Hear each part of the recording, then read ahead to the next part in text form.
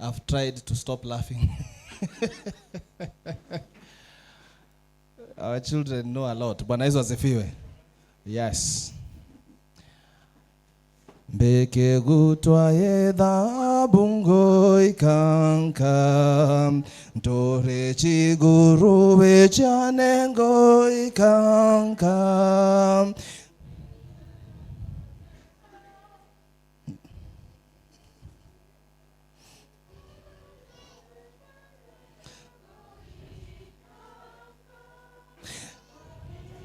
Kanka goi kanka Wororo wonsimbo erengoi kanka Goi kanka Goi kanka Wororo wonsimbo erengoi kanka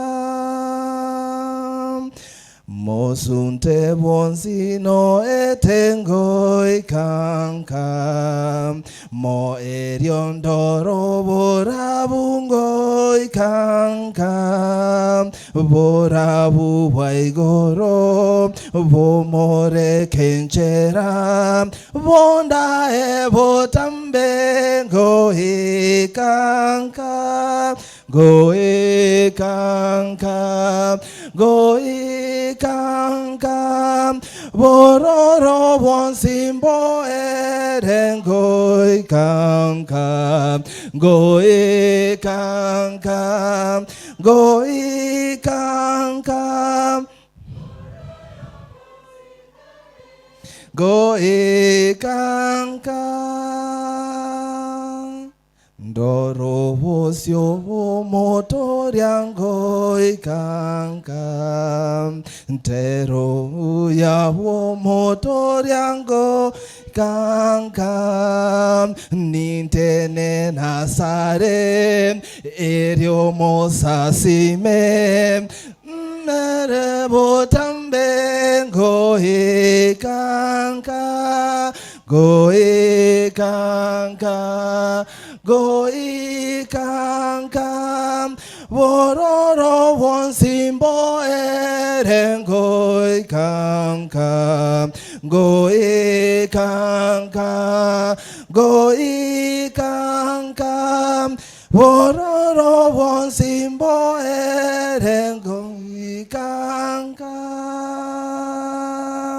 Goi kanka Goi kanka Wororo wonsimbo erengoi kanka Goi kanka Goi kanka Wororo wonsimbo erengoi kanka Kwamba mwandishi wa wimbo huu akona ombi la kipekee na anapoketi ama kupiga magoti na kufunga macho yake na kuanza kuomba, anasema Mungu Mwenyezi, muumba mtakatifu zaidi uliye juu, ombi langu ndio hili, kwamba utakaporudisha ufalme wako niweze kuwa miongoni mwa wale ambao jambo la kwanza watavaa taji za dhahabu. Bwana Yesu asifiwe. Niweze kuwa miongoni mwa wale ambao jambo la pili watatua mizigo mizito, maana ulimwengu umetuchosha na mizigo mizito. Bwana Yesu asifiwe. Alafu jambo la tatu, niweze kuwa miongoni mwa wale ambao wataimba wimbo wa Musa na mwana kondoo. Can we focus? Bwana Yesu asifiwe. Kwamba hitaji lake kubwa ni kwamba niweze kufika mbinguni. Haijalishi historia yangu ya ulimwengu vile inakaa saa hii. Haijalishi yale ambayo nayapitia saa hii. Anaomba, anasema niweze kufika mbinguni. Nasikia ako na uhakika, maana Yesu anarudi. Ako na uhakika kwamba hili ni jambo ambalo litatendeka, si hadithi za abunwasi. Anasema kwamba nitakapofika mbinguni nitapumzika. Nitakapofika mbinguni nitavaa taji la dhahabu. Nitakapofika mbinguni mizigo yangu yote, safari yangu ya mateso itakuwa imekamilika. Alafu stanza ya mwisho anafurahia, anasema cha muhimu zaidi ni kwamba nitaona uso wa Kristo.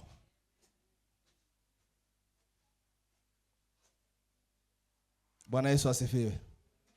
It is real. Christ is coming, church. Yesu anakuja, na ni ukweli kwamba anakuja. If you are doubting, you are in the right place. Bwana Yesu asifiwe. Maana leo, as you pick up your pen, you have to pick it with the confidence that there is a Christ in heaven who is coming back for you and I. Let us pray. Our Father who art in heaven, speak to us as it pleases you. In Jesus' name we pray. Happy Sabbath. Happy day. It's wonderful to be in the house of the Lord. I'm happy this morning for so many reasons. But the first reason that is beyond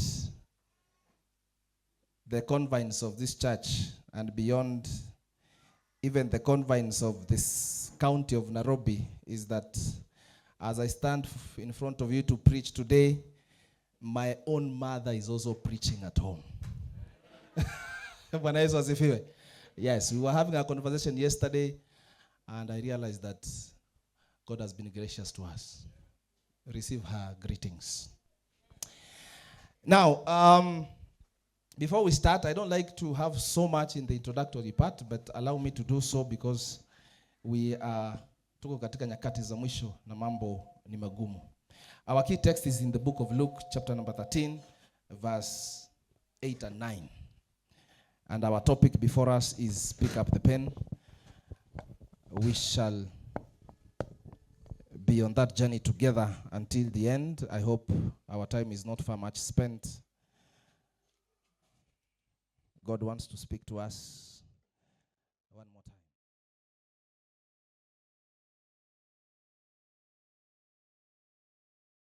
Children be misbehaving in our schools. Na wanafunzi wamechoma mashule. Are you aware? Are you aware?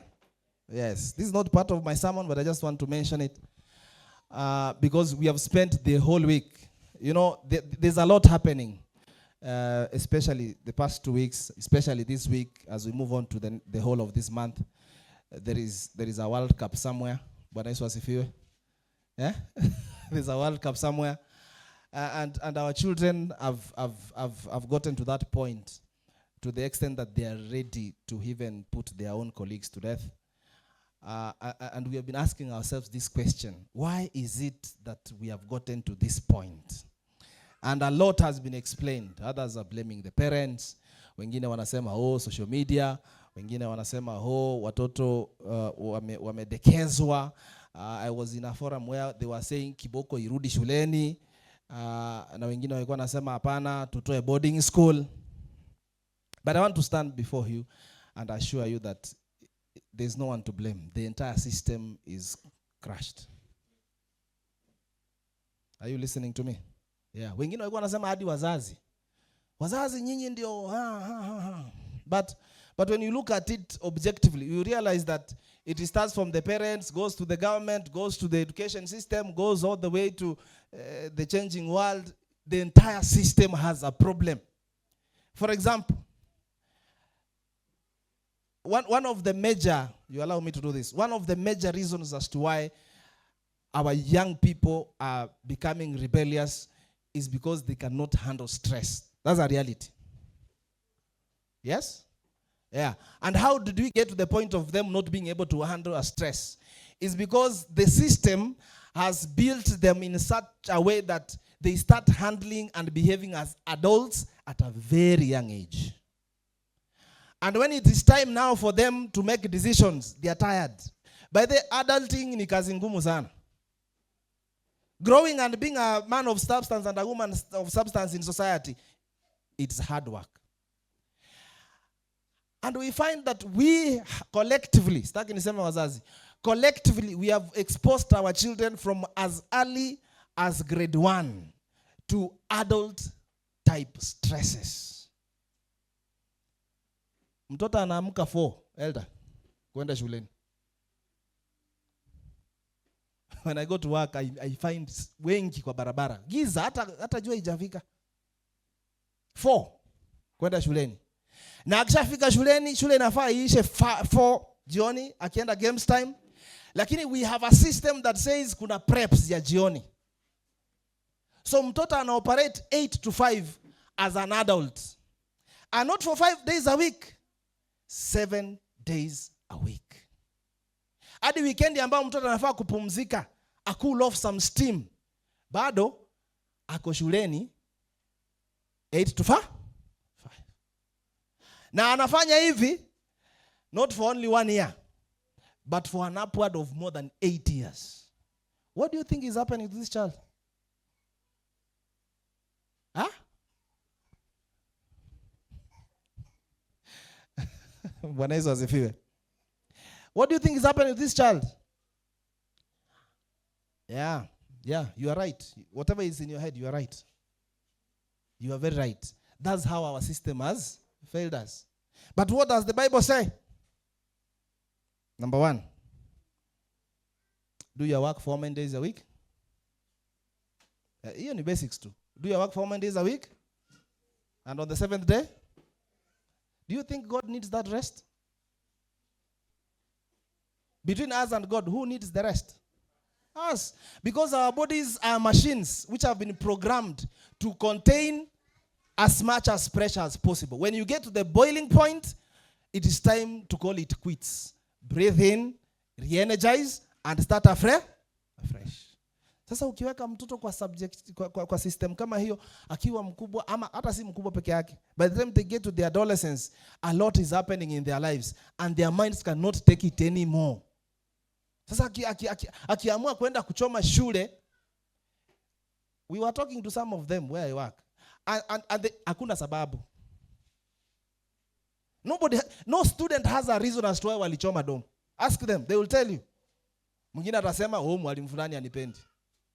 Mwingine atasema exams. What do you mean? Those are symptoms of a system that is suffering. How I pray as God's people, we embrace child guidance as per the Bible. Bwana Yesu asifiwe.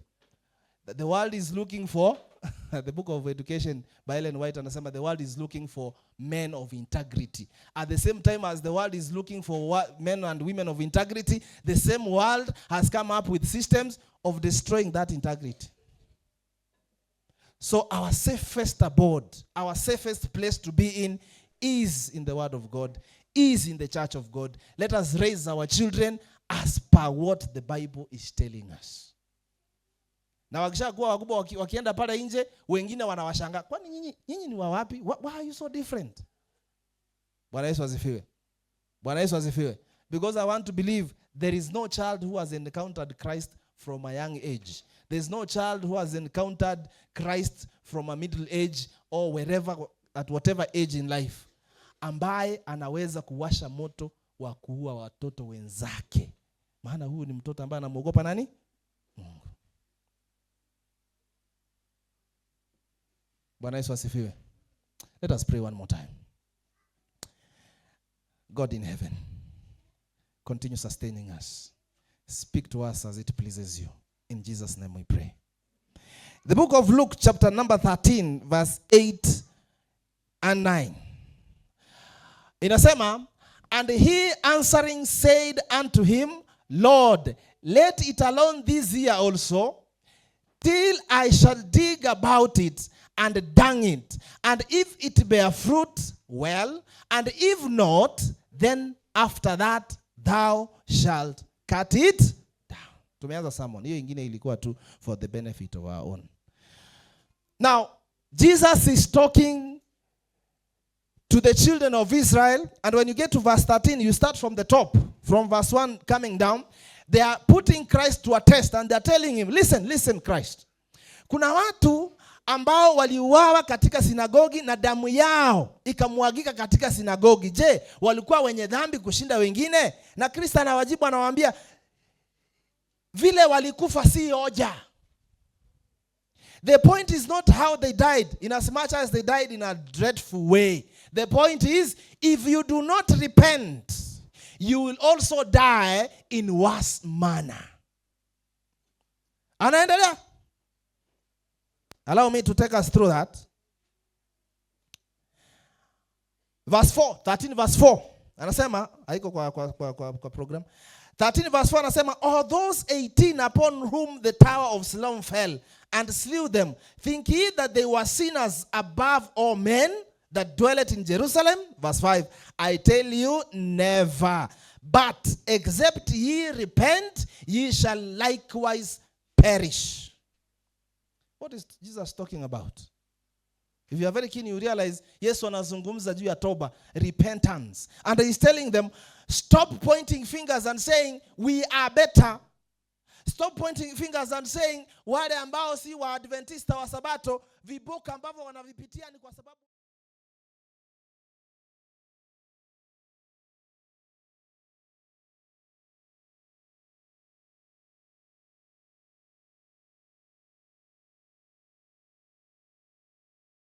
kabisa. We could be tempted to say he is a sinner. He should have been in church. But do you think you are better than him?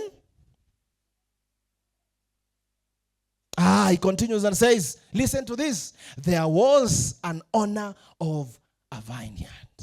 Hii tushakuwa nayo wakati fulani ambao tulisema one more year. I think that was last year but one. Tukaulizana, if God was to give you one more year, what will you do with it? Today we want to revisit that. And we are under the theme, pick up the pen. Listen to this.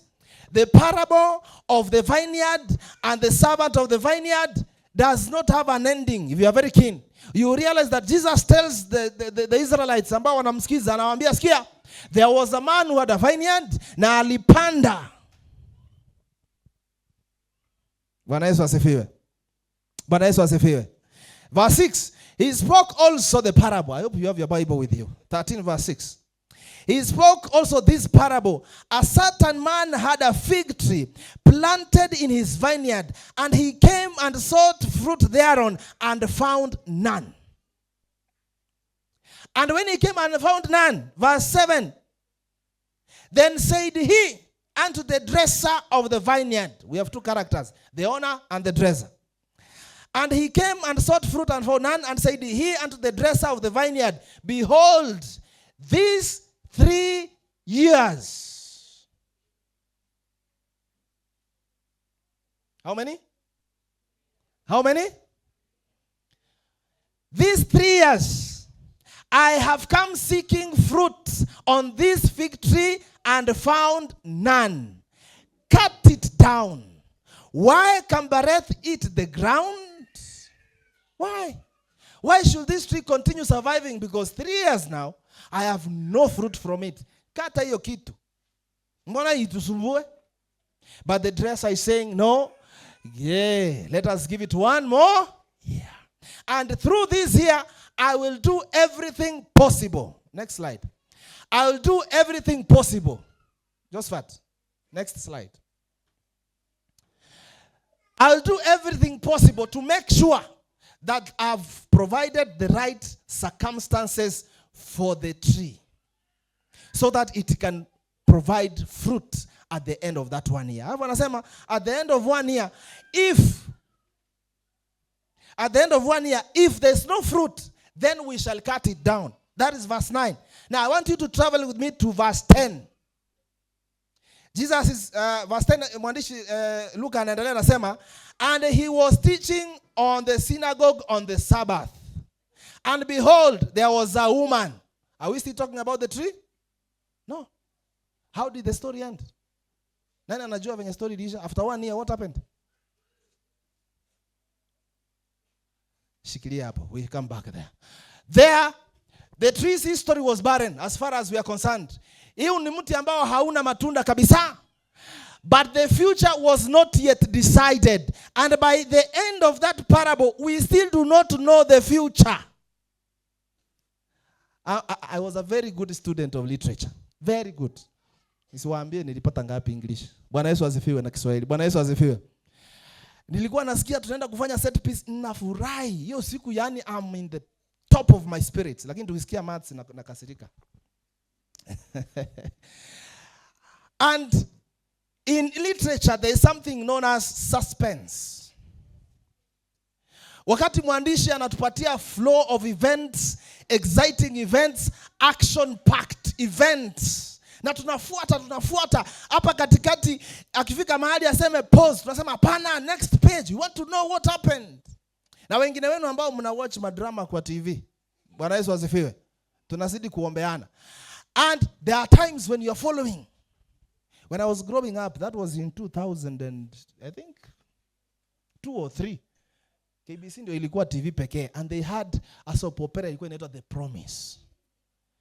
Na tulikuwa tunafuata Promise, star wake alikuwa anaitwa Paloma na the guy alikuwa anaitwa Alejandro.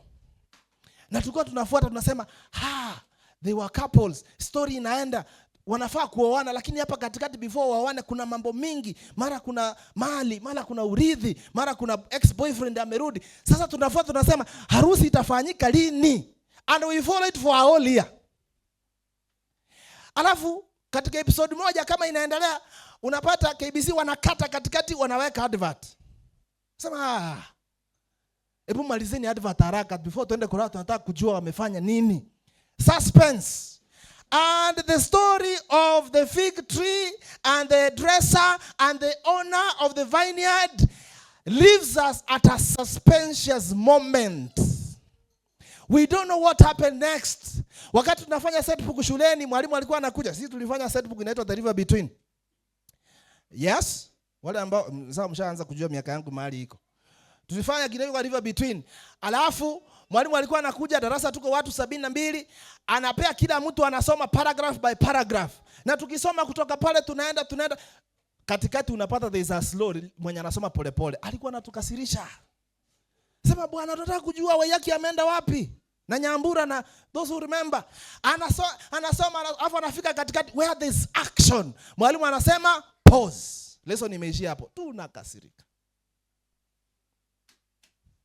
One day he gave us an assignment. He told us Nyambura ako hospitali, amepata shida kwa sababu ya kwenda kukeketwa, ako karibu kuaga, lakini hatujui kwamba ameaga. Tumesoma tumefika mahali anabeba kwenda hospitali. Nyambura was our favorite. We were rooting for Nyambura to be the girlfriend to Waiyaki. Nyambura had a sister, a bigger sister. According to the description, the bigger sister was ugly. But the smaller sister was beautiful. And she was supposed to be the girlfriend to Waiyaki. Then tumefika mahali ambapo amepata changamoto, amebleed, ako karibu kukufa, amebebwa ameenda hospitali. Mwalimu akasema pause. Sasa mwalimu acha tuongeze paragraph moja, akasema no, pause and give me all your books. Tukapeleka vitabu, nasema mwalimu tunataka kujua ni nini imefanyika next. Mwalimu akasema chukua vitabu zenu za literature and pick up your pen and tell me the rest of the story. 90% of us tuliandika story vile walifunga ndoa.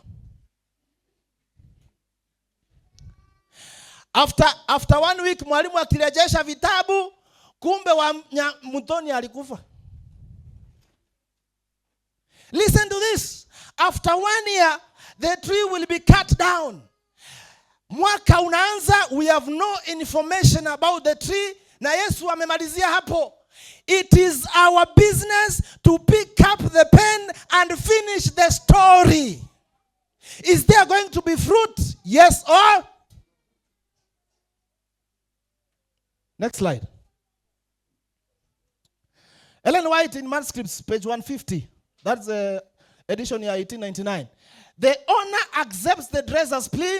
He spares the tree for another year, but he gives it every advantage.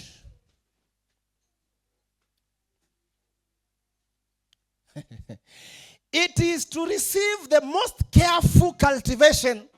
So the Lord has spared his people and is still lengthening out the days of privilege. God has spared you today. You are the tree, by the way. Kama hujashika hadi sahi, you are the tree. Bwana Yesu asifiwe.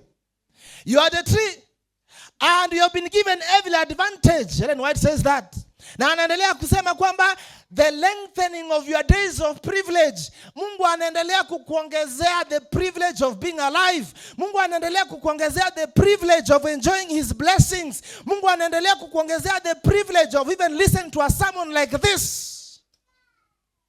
Pick up your pen and finish the story. What is your story? Next.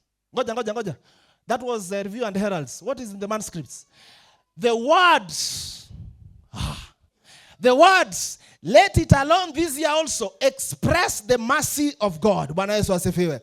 And that is how God is defending us every day, brothers and sisters. The devil is ready to finish us at every moment. The Bible tells me, yeye kazi yake ni kutushtaki, na anaambia Mungu, acha nimalize huyu, maana yeye si mwaminifu katika zaka na sadaka, maana yeye si mwaminifu hata katika ndoa yake, na anasema let me finish him.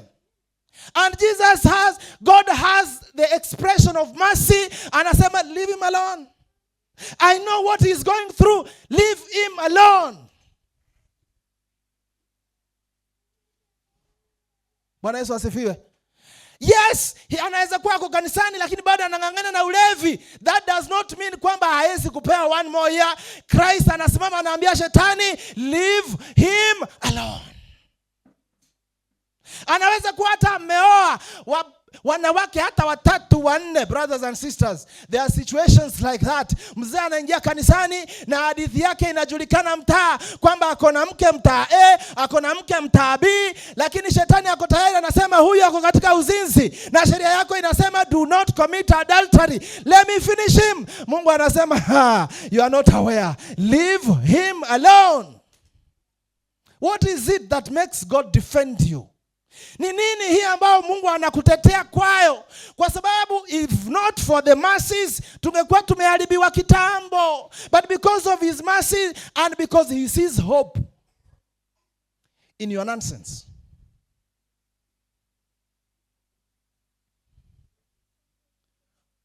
Bwana Yesu asifiwe.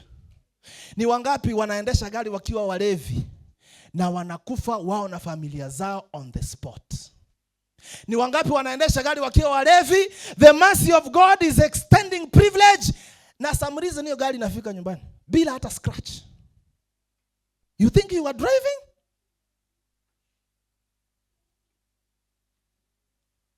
Tumalize hiyo quote. But they also implied that there is limit to his forbearance. Kumbe iko na limit bado.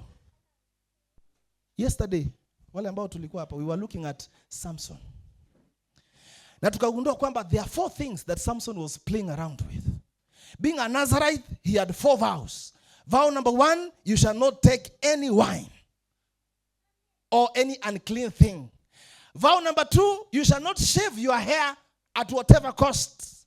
Vow number 3, you shall not commit adultery at whatever costs. Vow number 4, you shall not touch or come near a dead body. You follow the story of Samson, you realize, did he drink wine? Yes, he did. Did he touch a dead body? Yes, he did. Did he commit adultery and fornication? Yes, he did. He was caught in the house of a harlot. What was remaining? The hair. The only remaining connection that God is tolerating his nonsense is because bado nywele ipo.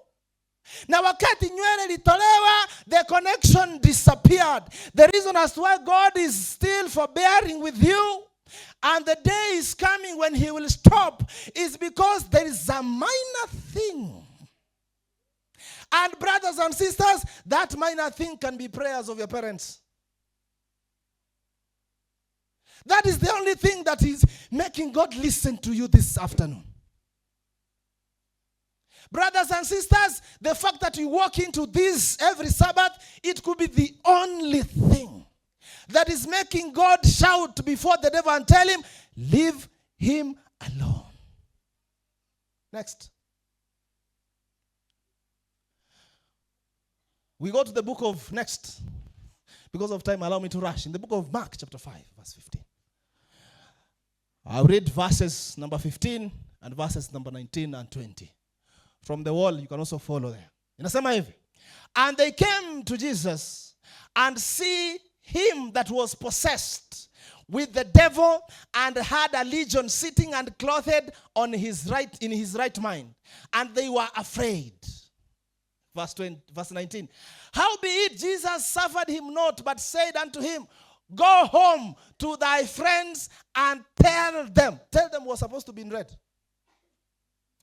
And tell them how great things the Lord had done for thee and had compassion upon thee. Verse 20. And he departed and began to publish. Those of us who are publishers, before we publish, we write. Bwana Yesu asifiwe. Hata wewe before you post, si unaandika? Yeah, unajua posting is publishing, right? Yeah, so before you post, unaandika. Na kama uandiki, you edit, you put filters, nini, so that iko sawa. Go and publish in Decapolis how great things Jesus had done for him, and all men did marvel. Rudisha the previous picture. We are talking about a man ambaye Yesu alimpata akiwa demon possessed kwa makaburi. Because of time I will rush. At your own time utasoma the entire from verse 1. Anampata pale na maisha yake yalikuwa vipi? Jamaa huyu alikuwa na mapepo ambao wanaitwa legion. Legion is a huge number of demons in this man. Na walikuwa wanamfunga minyororo ya chuma na anaikata. Anachukua mawe, anajikatakata nayo, kwa sababu that's what the devil does. The devil is out to destroy you and lose that one last connection. That one last connection that is keeping you with your God is out to destroy. Akijikatakata saa zingine he could bleed out. Damu inatoka, na wale ambao mnajua damu ikitoka kiasi fulani si unakufa. The devil was out to destroy him. He had possessed him. He has taken over. But when Jesus is coming, listen to this. The first photo inasema before, alikuwa anatoa sauti. Saa zingine hata si yeye anaongea, ni mashetani ambao yako ndani. That's why I told you. Breathe. That's why I told you. That saa zingine God is just saying, leave him alone. Anaweza kuwa anapiga kelele kwa sababu ya mapepo. Saa zingine you do things that are so evil. And God gives you grace and says, it is not you, it is the devil inside of you. Wanamsumbua hadi karibu afe. Lakini Yesu anapokuja na kumtimizia, anaondoa yale mapepo. Because of time, allow me to rush. After photo is resting at the lap of Christ. A changed man. Na wakati amelala vile, uhusiano wake na Kristo is very tight. Na anaambia Kristo, allow me to follow you. Yesu anamwambia, listen, that's not your story. Your story is not that you are going to follow me. Your story is that go into Decapolis, pick up your pen, and publish that Jesus saves. Next. We just rush, huh? Next. The demon-possessed man had no fruit. He's a tree. He had no fruit at all for a very long time. But when he met with Jesus, his story changed. Bwana Yesu asifiwe. How I pray that your story changes this afternoon. And not for only today, but forever. Next. There's another woman there. You remember her? We have spoken about her before. So when they continued to ask him, he raised himself up and said to them, he who is without sin among you, let him throw a stone at her first. John chapter 8 verse 17.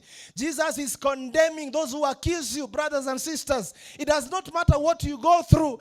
Christ still has hope in you. Unajua wazazi, unajua lakini kuna watoto wamegive up na maisha juu ya vile mnawafanya saa zingine. Mzazi anasimama kwa family meeting. Anasema, I want to recognize my sons. Anaanza anasema, Gilbert Tongeri Bosire is my firstborn. Mtoto ako kanisani, ako sawa. My second son is Josephat Sagana. Mtoto ako kwa pia, ako sawa. Lakini kuna katoto fulani ambako ni the black sheep of the family. Anaitwa Philip Ocheng. Akifika hapo kwa Philip Ocheng anasema kuna watatu wanaitwa Philip Ocheng, karibuni anakaa. Why? He has signed it off. Kwamba huyu ni drunkard, there is no day he will be important. And those children pick that vibe. Now wana subscribe now, wanasema sisi we are useless. If we are useless before our parents, In front of whom will it be useful? Nani? We amunisikii. Are you listening? In front of whom am I going to be useful? If my own parents are saying I'm useless, you are useful before God. Bwana Yesu asifiwe. And he's saying, kama hujawahi fanya dhambi, kuwa wa kwanza. The devil, unajua shetani akiambiwa hivyo, anaona aibu kwa sababu yeye ni mwenye dhambi. Is the father of. Anakuja anakushtaki, anasema huyu tumemshika red-handed. Red-handed.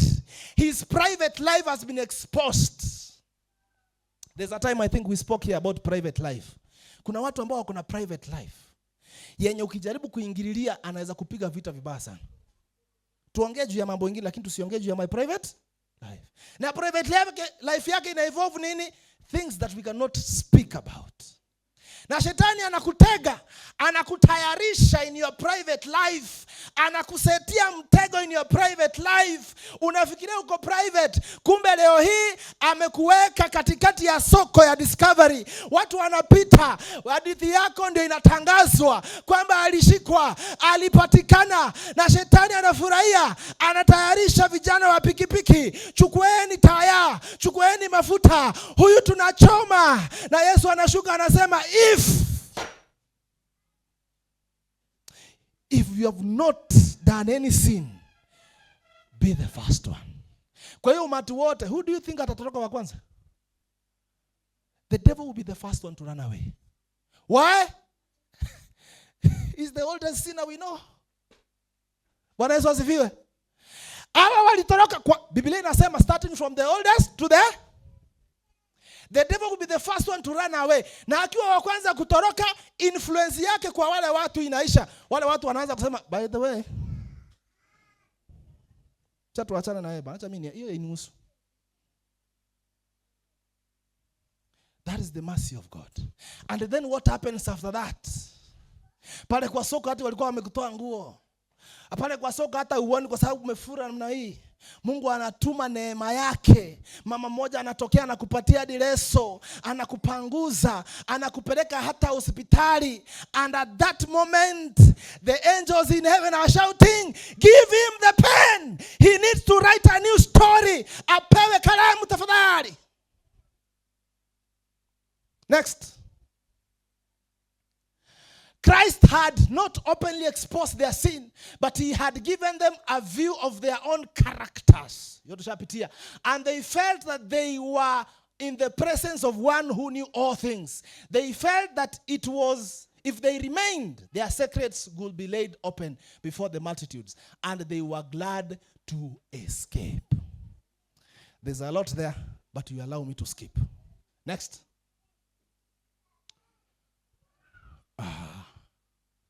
Who's that? Who's that? Yes. Pick up your pen. Philemon was a servant to a friend of Paul. What was the name of the friend of Paul? Onesimus. Philemon was a thief. He's a servant, but he's a thief. Na kulingana na sheria za slaves na masters, if you steal any of my things, wewe nakuua. Like the law allowed that. Philemon akatoroka, and they met up with Paul, and Paul preached to Philemon. Next. Allow me just rush because of time. So if you still Bwana Yesu asifiwe. Philemon chapter number 1, read at your own time the entire chapter. 18 and 19. Story ndio hiyo. Ameiba, anafaa uwawe, ametoroka, amepatana na Paulo. Paulo anamhubiria, Philemon anampokea Kristo, anakubali, anaconvert, anakuwa mtu muungwana. Sasa anavaa atumwe arudi back kwa Onesimus, lakini haizi enda bila kalamu kuandika hadithi yake mpya. Na hadithi yake mpya ni kwamba hiki ni kiumbe ambacho kimebadilika. Verse 18, Paulo anasema, so if you still consider me comrades in arms, welcome him back as you would me. If he damaged anything or owes you anything, chalk it up to my account. Pause. Who sounds like that? Wanakwaya, who sounds like that? Mnakumbuka tukiwa online tukaongea juu ya the innkeeper. Yes? Yes? Yule ambaye alipata Msamaria kwa barabara, alimpeleka kwa innkeeper akamwambia mlinde. Na chochote ambacho utagharamika juu yake, nitakaporudi nitafanya nini? Who sounds like that? It is Christ. Why? He has paid it all. This is my proposal. Anaendelea. Signature Paul, hii ni amplified version, iko na mambo mingi. Signature Paul, and I stand behind it. In brackets, I don't need to remind you, do I, that you owe your very life to me. Onesimus, kama si Paulo, angekuwa amepoteza maisha yake. And because of that, he is sending Onesimus to him. The same way that Christ is sending people to us even today. And Christ is telling us, were it not for me, Gilbert, were it not for me, you would not be alive today. And because of that, take care of this one that I'm bringing to you. Na chochote ambacho utatumia juu yake, I, Christ, when I come, I will pay you. Next. One of my favorites. And I was preparing this sermon, I realized there are two moments I want us to be careful about. Moment number one inaitwa Amazing Grace moment. Na vile tumeflow, I know you must have seen a lot of Amazing Grace moments. That were it not for grace, we will not be here. Another moment I appreciate so much is called the Damascus moment. Why the Damascus moment? Because after grace, there is need for conversion, and that is the Damascus moment. Next slide. We are talking about Paul, formerly Saul, on his way to Damascus to go and arrest the faithfuls of Christ. Verse 1 and 2. Listen to that. This one tutaingia ndani. Inasema hivi. And Saul, yet breathing out threatenings and slaughter against the disciples of the Lord, went unto the high priest and desired for him letters to Damascus, to synagogues, that if he found any of this way, whether they were men or women, he might bring them bound to Jerusalem. Saul was not good news to Christians. Tunamaliza. Bear with me. Paul was not good news to Christians. Why? He was the destroyer of the believers. Alikuwa anawashika, anawaweka kwa jela na wanauawa. Wengine wanauawa kwa sababu ya michezo. Wanapelekwa katika viwanja kubwa kubwa, wanyama wanawararua. Wakati believers wanasikia kwamba Saul anapita, they used to run and hide. But today, at the Damascus moment, next slide, anapatana na Yesu. Yesu anamwambia Paul, why do you persecute me? Na Paul anauliza, who are you that I am persecuting? The Damascus moment happens. Next slide. Allow me to rush. And he, trembling and astonished, said, Lord, what wilt thou have me? Unataka nifanye? And that is the question that we need to ask ourselves this afternoon. As you think about your story, as you are convicted slowly by slowly that you need another chance and you are not going to waste that chance, I want you to silently ask the same question. God, what do you want me to do? That's the Damascus moment. And what describes the Damascus moment is that there is readiness of change. There is readiness to let it go. There is readiness to want to be different. And wakati anauliza anamwambia, and the Lord said unto him, arise and go to the city, and it shall be told of thee what thou must do. And that's what God does. Wakati amekuconvict na umemuuliza what now should I do, he brings you to his people ambao ni kanisa lake, na utaonyeshwa what to do. Bwana Yesu asifiwe. So when you are struggling with this conversion, usianze kujiuliza what next. What next means God is taking care of it step by step. Ndio maana nilianza nikiwaambia kuna mtu ako kanisani na anang'ang'ana na ulevi, anang'ang'ana na sigara. That is not important to us. Bwana Yesu asifiwe. What is important is here. Mnasikia? What is important is he is here. And as he is here, pole pole, hiyo sigara ataiacha katika jina la Yesu. Next, because of time. Next, what can I do? That was the question. Next, verse 9, chapter 9, verse 19 to, Acts chapter 9, verse 13 to 15. There is a whole story there, how God is preparing Ananias to receive Paul. At your own time you read, allow me to rush. Next. We are back to Luke chapter number 13, verse 8 and 10.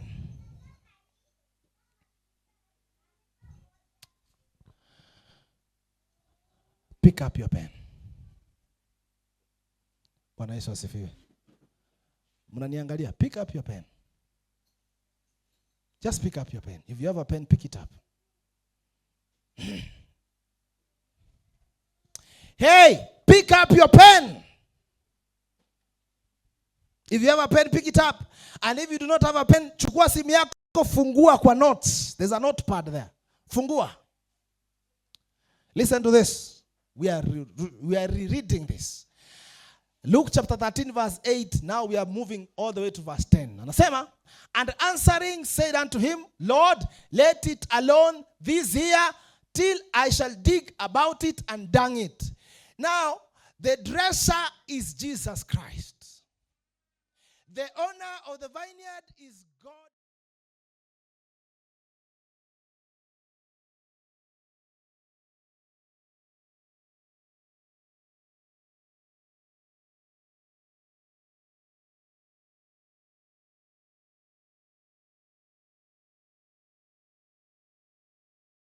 Says, yet it has no fruit.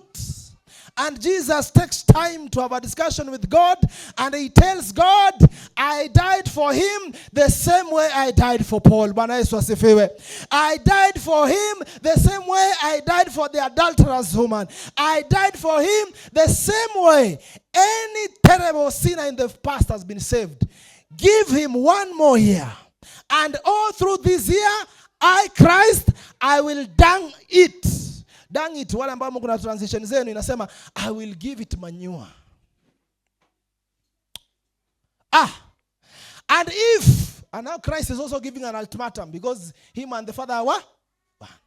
And if after 1 year it does not bear any fruit, then thou shalt cut it down. Pause. Move to verse 10. And he was teaching in one of the synagogues on the Sabbath. The story is not finished. And why is the story not finished? Because you and I, we are still alive. Our story is not yet finished.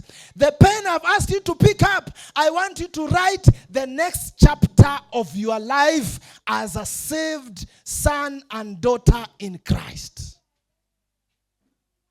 Pick it up. What is your story? Is your story about saved by grace? Next slide. Yeah? Is your story about saved by grace? Is your story about baptism this year?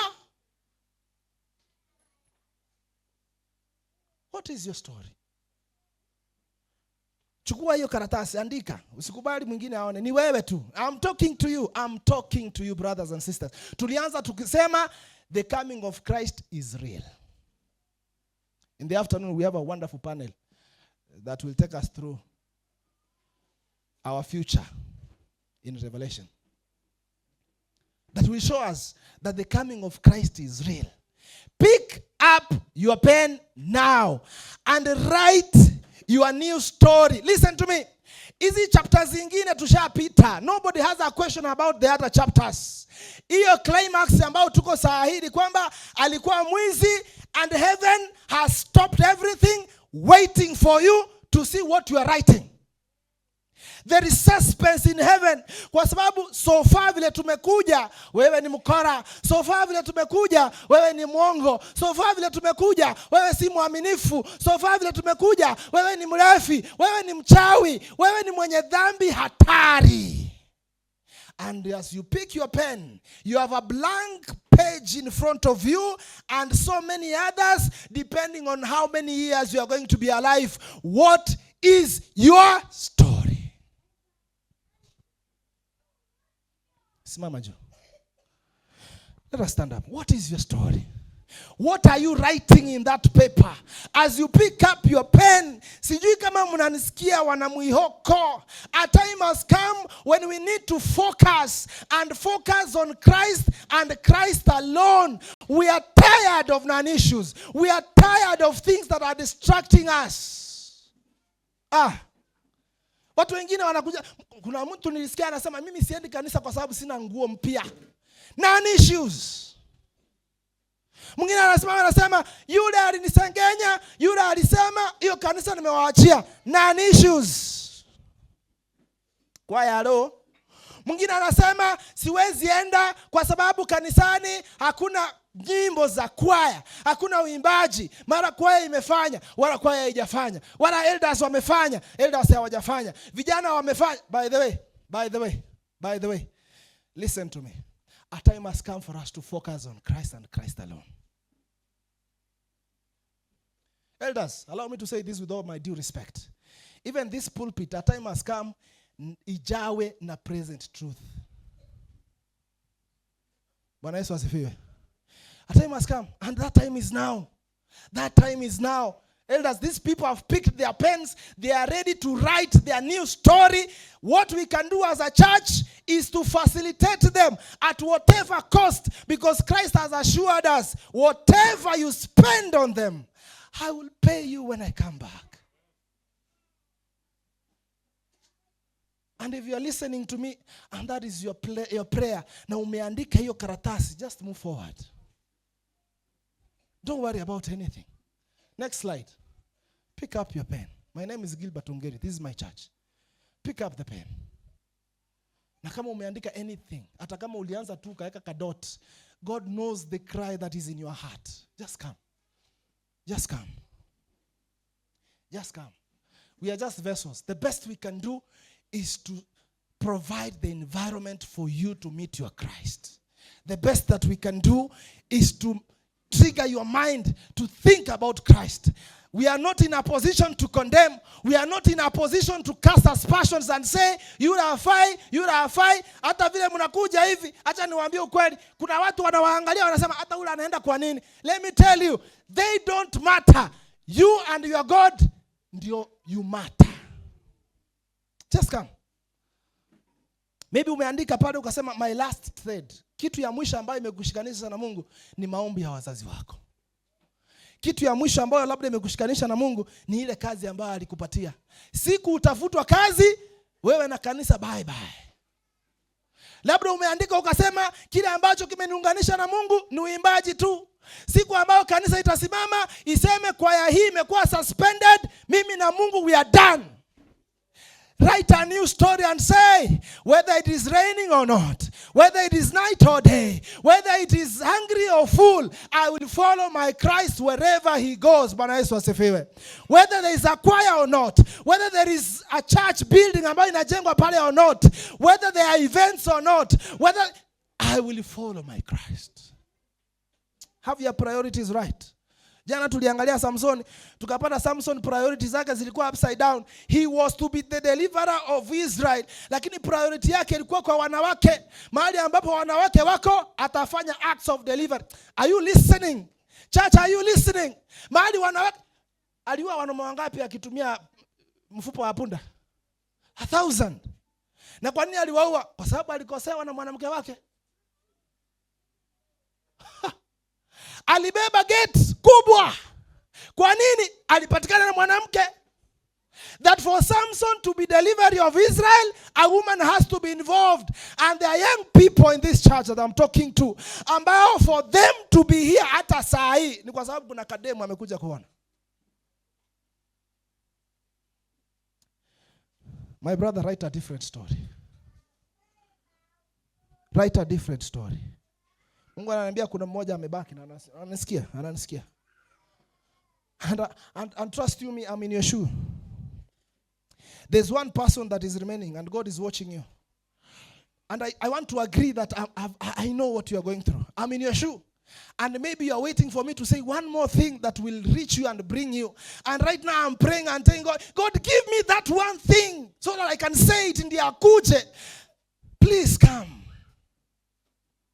Just come. Hata kama hukuwa na karatasi, maybe umeifikiria kwa akili, na kwa akili yako umefungua a new chapter na umeanza kuandika, unasema I will not be known as so and so mwenye alikuwa nafanya 1 2 3. I want a new conversion. I want to be a new human being. Trust you me. I'm praying to God right now to give me the right word to say so that hata wewe ukuje. Bwana Yesu asifiwe. Bwana Yesu asifiwe. Mlango uko wa wema, mlango wazi huu, Yesu ameufungua na hakuna kufunga. Mlango wazi ajabu uliachwa wazi kwangu, kwangu, kwangu, wazi, wazi kwangu. Mulango wazi, rafiki kaza mwendo, laba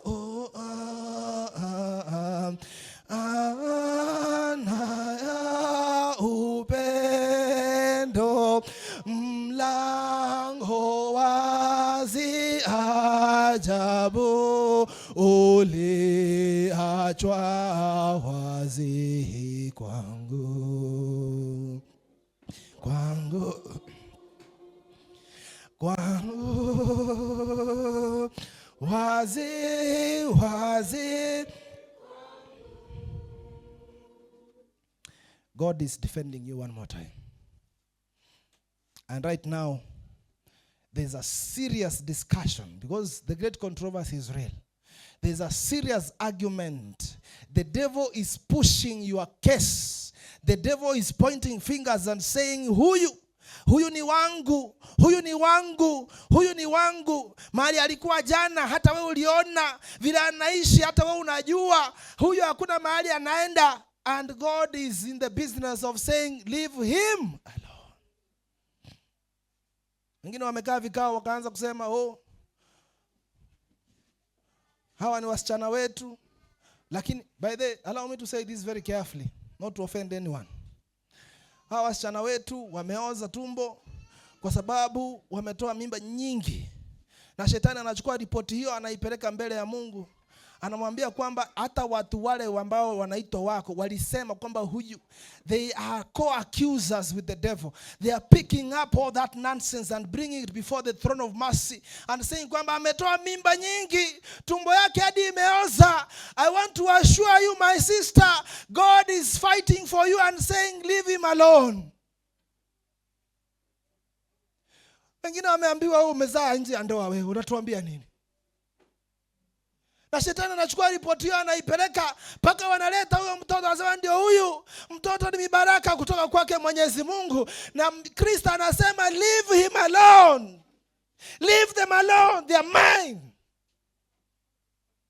Naitanishwa na jina lao mimi. Nilikufa msalabani. Hiyo matusi yote ni mimi nayabeba. Just come to Christ and write your story afresh. Wengine hata I wonder saa zingine how the devil is so accurate in reporting your sins. Anaandika chini anasema yule mzee anatusumbua maana shamba hata amekalia si yake, alinyanganyana, alafu anakuja anajifanya kwamba yuko kanisani. Mwingine anaandika aliacha mke wa kwanza akachukua wa pili, ako na watatu leo. Mwingine anaandika yeye ni mlevi, anang'ang'ana sigara. Mwingine anaandika si mwaminifu katika hali zote. Mwingine anaandika ako na biashara ya kuuza pombe. Mwingine anaandika ako na biashara ya kuuza hata watoto. And I want to tell you, hiyo dhambi vile ni chafu hivyo, Christ is saying, leave him alone. He's also mine. There was a time we were talking about grace. Na tukagundua kwamba grace is very funny. Kwamba the worst that in heaven there are going to be 3 shocks. Shock number 1 will be that you made it. And that's a good one. Bwana Yesu asifiwe. Shock number 2 will be yule ulikuwa unafikiria kwamba hata make it, utamuona hapo. Na tukao tunaongea na marafiki zangu nikamwambia, who is the greatest murderer in history? Adolf Hitler. Na nikamwambia grace fanya ni funny. Si ajabu pata Adolf ako mbinguni. I'm not saying that we will be there, but si ajabu fanya nini? So it doesn't matter how dirty and heavy your sin is, you still belong to God. Bwana Yesu asifiwe. Thank you so much.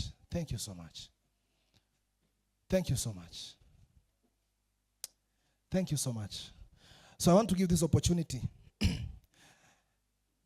I don't know what else to say, but I want to give this opportunity that if you have come here and you have your story that you are writing in private, pick up a pen, pick up a paper, write it all. Don't hide anything because God can see it. Write it all. Fold that paper vizuri. At the end of that paper, you can finish with a prayer request. Fold that paper vizuri. There's a prayer box here. Drop it there and let God work in faith in your life. Mungu awabariki sana. And if it's baptism you want, andika hapo kwa hiyo karatasi useme mwaka huu tunaanza campaign hivi karibuni ya evangelism. And I know at the end of that tutakuwa na ubatizo. Write it and say, at the end of this baptism, God prepare me so that my story changes this year. By the time tunafika makambi, I am a changed being in Jesus' name. By the time I am resting, kwa sababu you don't know how many chapters you have. Your chapter could be only 1 year more. Your chapter could be 2 years more. Your chapter could be 5 years more. Your chapter could be wakati Ruth anamaliza mambo yake, wewe pia mambo yako yanaisha. Write it and say, if that day comes, I will be with my God. Mungu awabariki sana. Once you do that, you want baptism, approach the elders here. Approach me because I believe I can direct you vizuri so that we prepare you. That's the only important thing. Ulimwengu unatafuta watu wa aina hiyo ambao wako upright so that through that God can be glorified. That indeed God exists and he is alive and he is coming to take us home.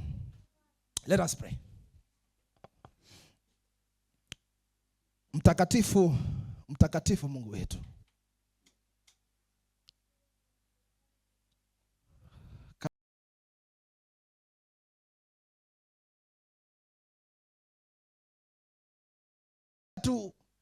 Andika hata katone tu. Mimi najua akili zako, hako katone kanatosha. Tunasema ni asante maana umetupatia ujasiri huo. Na Mungu wangu, tunapoanza kufikiria kuandika mambo yetu, ombi letu ni kwamba hadithi zetu ziwe mpya na ambazo zitaisha vizuri. Mwaka ukiisha tuwe na matunda katika jina la Yesu. Mungu wangu, kuna wale wanataka kuandika lakini wanaogopa. Wanaogopa majirani watawaangalia aje. Wanaogopa maisha hayo baada ya hapa yatakuwa aje. Ombi letu masaa haya Baba yetu ni kwamba uwapatie ujasiri utokao kwako. Baba yangu, uzidi kuwadhihirishia kwamba kuna wengi katika Biblia ambao tunaisoma ambao walikuwa wachafu hata kuwashinda, lakini leo hii kulingana na neno lako tunaweza kuwakuta mbinguni siku moja.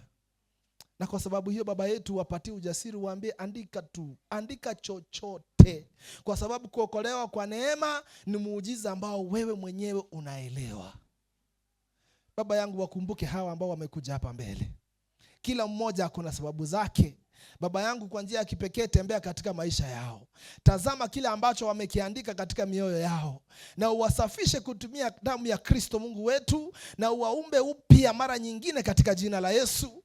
Baba yangu, chochote ambacho kinawafanya waweze kulegeza kamba, chochote ambacho kinawafanya wawe na mchanganyiko, Baba yangu tunakikemea katika jina la Yesu. Maana wamekuja hapa mbele na ujasiri. Badilisha historia yao. wafanye wawe watu hata mbele ya ndugu jamaa na marafiki. Sitasahau wengine wamekuja kwa sababu ya ubatizo. Mungu wangu, vile vile baba yetu watayarishe, maana hivi karibuni kuna ubatizo ambao tunaupanga. Lakini kwanza kabisa wabatize kupitia kwa Roho wako Mtakatifu. Wapokee kama viumbe vipya mchana wa leo, na mbingu iwe furaha na sherehe, maana wako tayari. Asante Mungu wangu, maana kuna wengi ambao wametusikiza na leo hii umewasha moto wa kipekee katika mioyo yao. Wengine baba wetu wanang'ang'ana na huduma katika kanisa lako. Hebu wakumbuke kwa njia ya kipekee na uwalete katika njia ambazo zinafaa, maana Roho wako Mtakatifu anaelewa na anajua kile ambacho kinaendelea.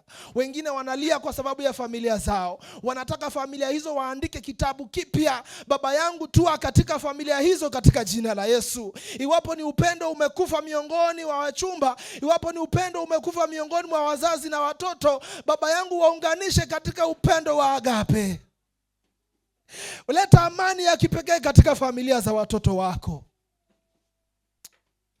Wapatie maisha mapya. Wawezeshe waweze kukaribia kwako. Wafundishe kujifunza Biblia katika nyumba zao. Wafundishe kujifunza maombi katika familia zao. Wakumbushe baba yetu na wafundishe kwamba familia ndiyo tegemeo hata katika kanisa lako. Wabariki wote. Baba yangu, za zingine ni kipato ambacho kimepungua. Wabariki na fedha baba yangu. Wabariki na namna. Wabariki na suluhu. Ili wanapokaa chini kufikiria juu ya neno lako, wako na dhihirisho vile ambavyo unatenda juu ya maisha yao. Wainue wazee hawa. Wainue kina mama hawa. Wainue vijana hawa. Wainue hata watoto hawa baba yetu. Tunapoendelea kujitayarisha kwa sababu ya ufalme ulienda kutuandalia, hata mmoja asikose katika ufalme ule. Na ni katika jina la Yesu tumeomba na kuamini.